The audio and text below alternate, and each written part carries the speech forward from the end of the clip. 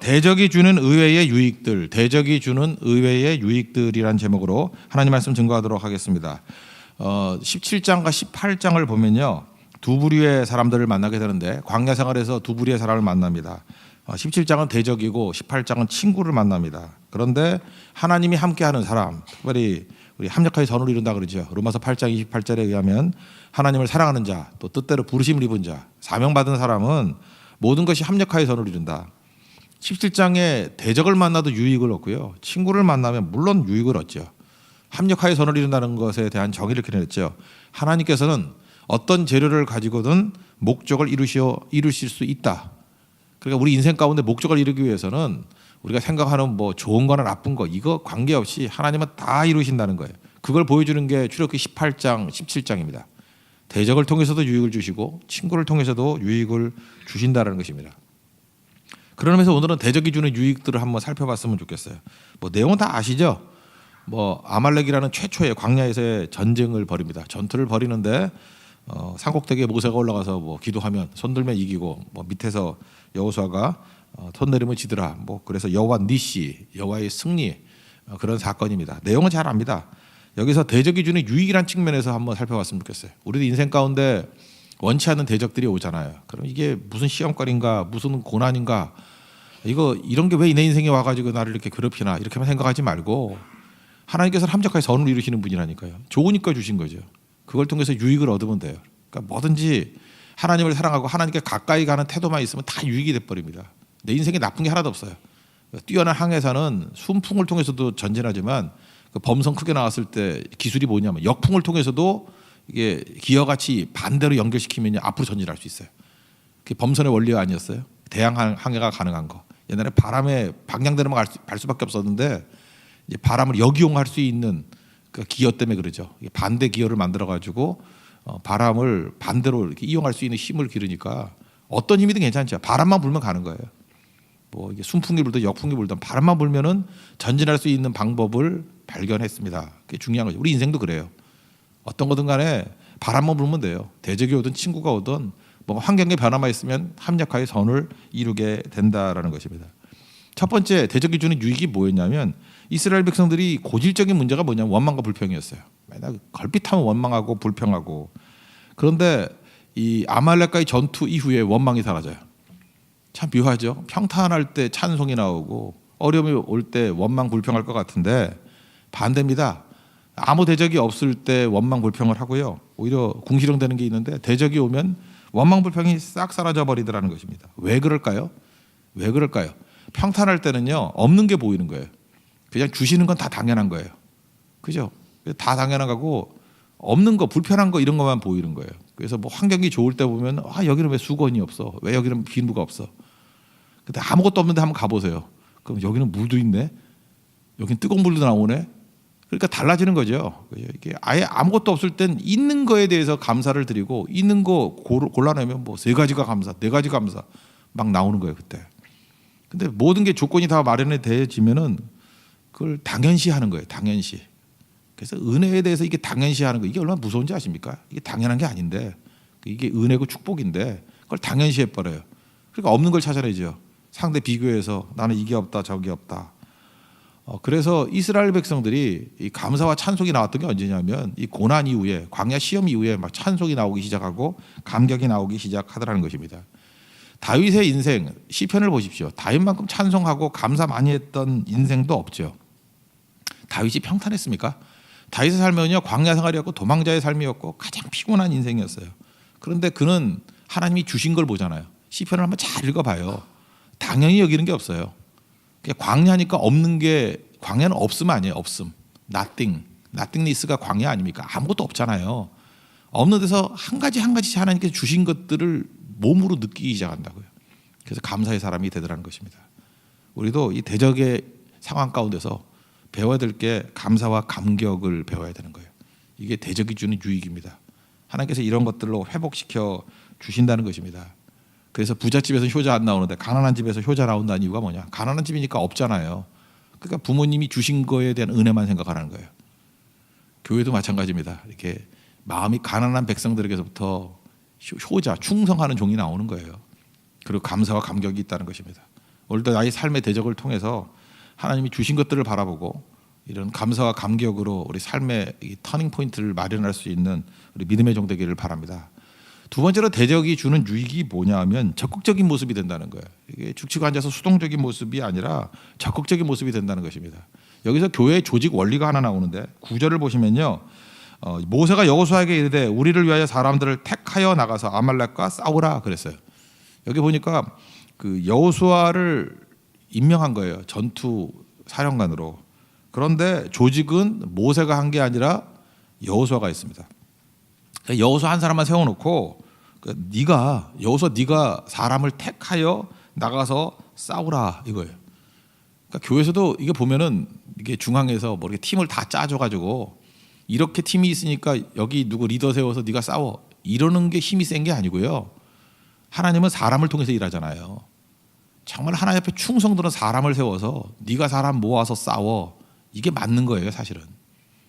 그래서 저는 항상 이때부터 이 원리를 붙들고 교회 사역의 원리인 것 같아요. 기도하는 가운데 하나님 누구를 세우기를 원합니까? 어떤 사람을 준비위원장으로 세우기를 원합니까? 어떤 사람을 팀장으로 세우기를 원합니까? 어떤 사람이 이걸 맡기기를 원합니까? 그 사람을 세워놓고 그 사람이 모으는 거예요. 모아서 팀을 조직해서 싸우면 되는 거죠. 왜 그런 거죠? 이 적극성을 나타내라는 거예요. 수동적으로 앉아가지고 주는 것 갖고 싸우는 게 아니라 네가 팀을 만들라는 것입니다. 주도하라는 거예요. 그러니까 하나님 앞에서 중요한 건 사명 받은 사람입니다. 모세를 부르시고 그다음부터 모세가 다 하잖아요. 모세가 또 여호수아를 부르시고 여호수아가 팀 짜서 다 뛰잖아요. 하나님께서는 사람을 불러서 그 사람에게 적극성을 가지고 일하게 만드신다는 거예요. 우리 뭐 두 가지 있죠. 쫓기는 인생, 이게 driven people이 있고 또 하나가 주도하는 인생. 그게 소명받은 인생이죠. called people. 그러니까 called people의 특징이 뭐예요? 부름받은 사람들은 주도성이 있어요. 끌려가지 않습니다. 그죠? 하나님 앞에서 우리도 이 주도성이 있기를 원합니다. 그래서 잘 보세요. 대적이 있다라는 게 뭐냐면 대적이 있기 이전에는요 그냥 가만히 앉아서 눈치 보는 거예요. 남들 하는 대로 뭐 그냥 흐름에 크게 벗어나지 않도록. 그래 평생 소극적이 되죠. 근데 대적을 만나게 되면요 소극적이 되면 이길 수가 없거든요.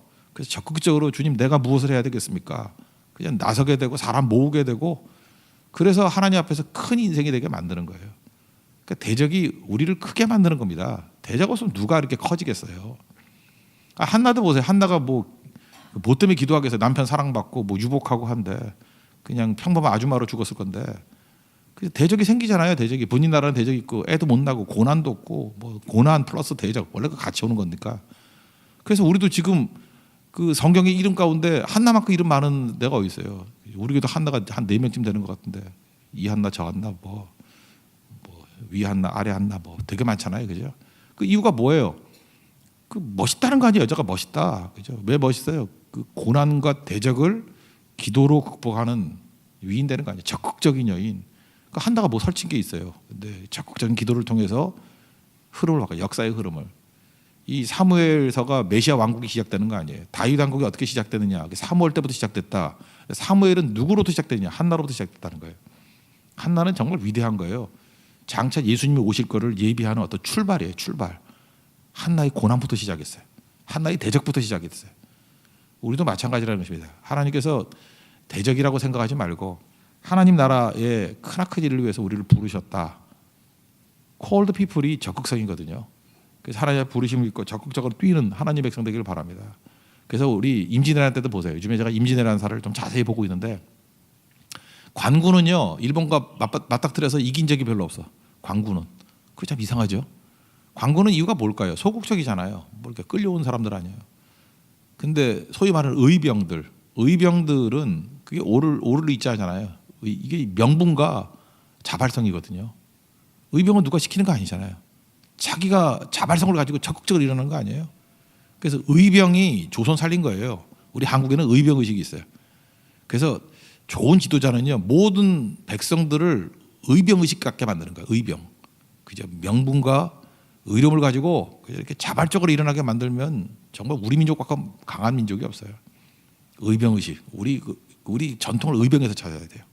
의병 멘탈리티가 뭔가, 의병이 어떻게 일어나게 됐는가, 그다음에 의병의 어떤 그 자극적인 요소가 무엇인가. 그래서 의병 의식까지는 무지무지하게 강한 민족이 돼버려요. 우리 민족의 흐름은 의병에서 찾아야 돼요. 그게 바로 자발성이거든요. 이 아말렉에서 대적을 통해서 하나님께서 이스라엘 백성들에게 의병 의식을 준 거잖아요. 자발적인 거 일어서게 되죠. 근데 우리는 억지로 하면은 정말 못하는 것 같아요. 그죠? 하나님 앞에 우리도 영적 의병이 되십시오. 그래서 하나님 나라에 대한 부르심 그리고 자발성 이게 대적이 있을 때 나타나는 거거든요. 이래서 크나큰 승리를 이루게 되더라는 것입니다. 그리고 세 번째는 기도의 중요성을 배우죠. 대적을 통해서 대적이 있으니까 기도한 거죠. 그래서 10절을 보니까 뭐 산에 올라가서 기도 손 올렸을 땐 이기고 손 내렸을 땐 졌다 이런 거죠.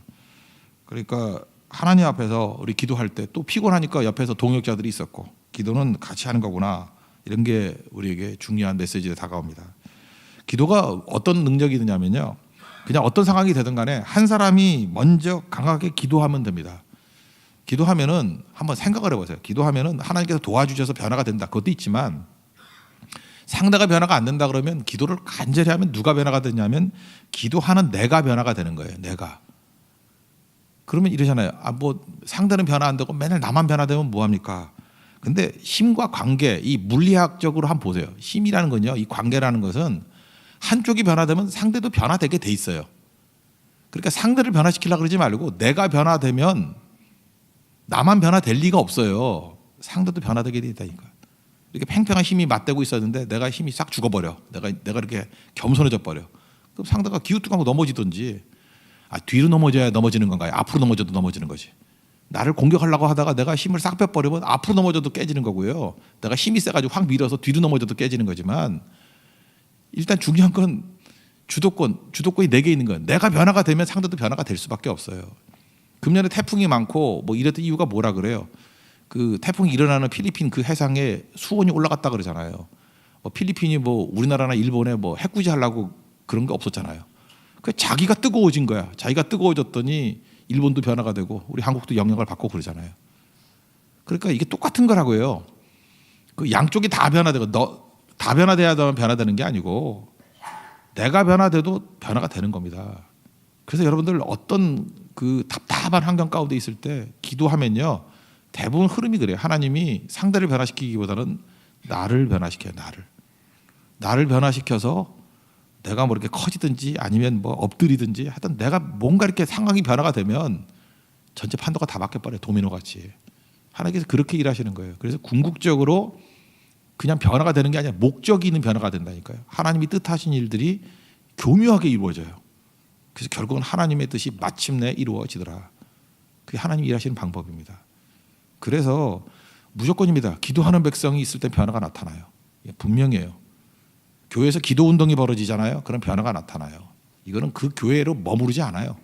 이게 뭐 이렇게 흘러넘친다가 아니라 관계이기 때문에 교회가 변화되면 마귀의 나라도 변화가 되고요. 마귀 나라가 변화가 되면 전체 판도가 다 변화가 된다니까요. 그래서 결국은 그것을 통해서 하나님이 영적인 판도를 이끌어 가신다라는 것입니다. 원래 여러분 삶에서 어떤 변화가 필요하지 않습니까?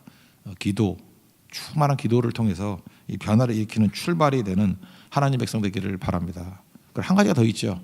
이 대적을 통해서 친구가 누구인지 이걸 알게 되는 거죠. 어려움 당했습니다. 약해졌어요. 약해졌을 때 친구인지 대적인지 어떻게 하느냐. 그 약해졌을 때 보면 안다니까요. 여기 보니까 아말렉은 대적이라는 게 명확해졌고 약해졌을 때 18장에 이드로나 이런 사람들은 친구로 다가오잖아요. 그래서 하나님께서 어떤 초반에 무슨 일을 하실 때를 보면요. 이게 고난부터 줄 때가 있어요. 왜냐하면 초반에는 이 토대를 닦을 때 아니에요. 토대를 닦을 때 어중이 떠중이들 많이 오잖아요. 그죠? 그래서 진짜를 딱 남기는 거야. 진짜를. 그래야 토대가 좋아져서 그 위에 뭐 높은 고층 빌딩도 올릴 수 있는 거 아니겠습니까? 그죠? 반죽을 잘해야 되는 이유 아시죠? 반죽. 이 도자기 구울 때 반죽을 뭐 어떤 때 얘는 손으로 할 때는 거의 일주일을 했대요. 반죽은 부드럽게 만드는 거예요. 그죠? 콩 가루로 만드는 거예요. 또 하나는 계속 반죽을 해야 거기 기포라 그러죠. 공기가 들어가는 조그만 공기도 다 빠져버린대요. 누르면 공기가 빠지고 누르면 공기가 빠지고. 그래서 공기는 다 빠지고 입자는 가장 가늘어질 때 그런 걸 가지고 도자기를 빚어야 최고의 것이 나온대요. 근데 대충 빚잖아요. 기초를 제대로 안 하고 대충 빚잖아요. 그러면 아무리 부드러운 걸 할지라도 조그만 기포가 있으면은 이걸 굽고 나면은 충격이 가면 그게 깨지게 돼버리는 원인이 된대요. 우리 인생 가운데도 기포가 남아있는 반죽이 되기를 원하시겠습니까? 아니죠. 하나님 여러분을 백자로 만들고 청자로 만들기를 원하시는데 고난이 없을 리가 있나? 그죠? 오랜 기간 동안에 인내하면서 반죽하기를 원하신다는 거예요. 그래서 부드럽게 만드시는 거고, 그래서 최고의 재료를 만드시는 거고, 또 하나 그 안에 불순물이 들어가면 안 되잖아요. 기포, 그죠? 이런 것들이 다 사라지도록. 그래서 반죽이 좋으면 거기서 최고의 작품이 나오는 거예요. 우리 공동체의 반죽이 좋은 게 뭐예요? 좋은 멤버가 모이는 거 아닙니까? 좋은 멤버가 모이기 위해서 하나님이 쓰시는 방법이 뭐겠어요? 볼 것도 없죠. 대적이죠. 대적 앞에서 친구들이 누군지 알게 된다는 거예요. 그래서 다윗의 축복이 뭐예요? 여러분 여러 가지 있는데 다윗의 축복이 뭡니까? 이렇게 얘기하면 아둘람이에요. 초반에 고난을 통해서 그죠? 그 고난의 사선을 같이 넘었던 사람들이 아둘람에 400명 모였잖아요. 그 사람들은 훌륭한 사람들, 뭐 뛰어난 인재들은 아니었지만 이익 때문에 온 건 아니잖아요. 진정성을 가지고 온 거 아니에요? 자기가 출세하려고 아둘람에 온 사람이 누가 있겠어요? 거기도 죽는 곳인데, 어려운 곳인데, 광야인데. 그래서 그 멤버들이 있었기 때문에 다윗 왕국 시작부터 마지막까지 제가 읽은 사무엘 상하를 보면요, 아둘람 출신 중에 배신한 사람은 한 명도 없어요. 거기 배신자가 누가 있어요? 아둘람 출신 가운데 배신자는 한 명도 없어요. 그게 하나님의 축복이었다고. 여러분 인생 가운데도 동역자를 주실 때 아둘람에서 주시는 거예요. 잊지 말라고요. 아둘람에서는 배신자가 없어요. 아둘람은 전부 다 확실한 다윗 왕국의 공동체를 만들기 위한 어떤 자궁 같은 모판 같은 역할을 감당했다는 것입니다. 이게 대적이 주는 유익이에요. 그러니까 대적, 누가 원하는 사람이 있겠습니까? 그런데 이 대적들을 통해서 하나님께서 이런 많은 유익을 주시잖아요. 그죠? 우리가 있던 그 쓴뿌리들, 원망과 불평이 사라지고 감격과 감사가 나오게 만들고, 대적을 통해서 수동적인 인생에서 적극적인 인생, 내가 팀을 조직하게 만들고 콜드 피플이 되게 만든다는 거예요. 드리븐 피플에서. 그게 하나님이 주신 대적의 유익이고, 기도하게 만들고요. 그죠? 기도의 동역자를 만들게 만들고, 무엇보다도 친구, 그죠? 공동체의 친구들, 진짜 공동체 멤버가 무엇인지를 모이게 만드는 거예요. 그리고 이런 유익을 다 주시고 난 다음에 마침내 대적은 용도가 끝나면 용도 폐기죠. 그래서 아말로 멸해버리잖아요. 그래서 그 자리를 여호와 니시, 이건 단순한 승리만이 아니에요. 대적으로부터 합력하여 성을 이루는 충만한 유익을 다 누리고 용도 폐기예요. 끝나고 나면 승리 주신다고요. 버리는 거예요. 그거는 하나님이 우리를 그 환난 가운데, 로마서 5장에 나오자 3절, 그죠? 우리 환난 가운데 즐거워한다고. 이유가 뭐냐? 환난은 인내라는 유익을 주고 연단이라는 유익을 주고 마지막에 하나님만이 승리라는 소망이라는 유익을 주고 끝난다는 거예요. 여러분 믿습니까? 분명히 그런 유익을 주신다는 거예요. 오늘도 이 대적이 주는 유익을 충만히 누리고 승리할 수 있는 우리 하나님의 거룩한 백성 되기를 축원합니다. 모두 자리에서 일어나겠습니다. 352장 찬송하겠습니다. 십자가 군병들아.